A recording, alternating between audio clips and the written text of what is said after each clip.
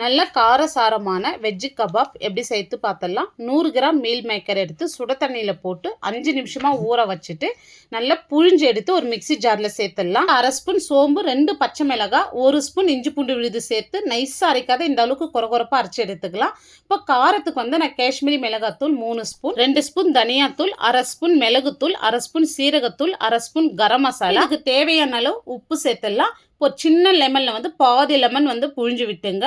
ஒரு பெரிய சைஸ் வெங்காயமாக 2 வெங்காயம் எடுத்து நல்லா பொடியாக கட் பண்ணி வச்சுருக்கேன். நல்லா ஒரு கை நிறைய கொத்தமல்லி எடுத்து பொடியாக கட் பண்ணி வச்சு இதோடு சேர்த்துருங்க. இப்போ சேர்த்து நல்லா கலந்து விட்டுருங்க. இதோடு வந்து 6 டேபிள் ஸ்பூன் மைதா, 3 டேபிள் ஸ்பூன் வந்து கார்ன்ஃப்ளவர் சேர்த்து நல்லா கலந்து விட்டுங்க. தண்ணி எதுவுமே சேர்க்காதீங்க, கரெக்டாக இருக்கும். தண்ணி சேர்த்திங்கன்னா எண்ணெய் இழுத்து இது சின்ன சின்ன உருண்டையாக வந்து நம்ம உருட்டி எடுத்துக்கலாம். ரொம்ப டைட்டாக உருட்டாதீங்க, லூஸாகவே உருட்டிங்க. இப்போ நல்லா சூடான எண்ணெயில் வந்து நம்ம போட்டுடலாம். இதை போட்டு தான் ஃப்ளேம் மீடியமாக வச்சுடுங்க.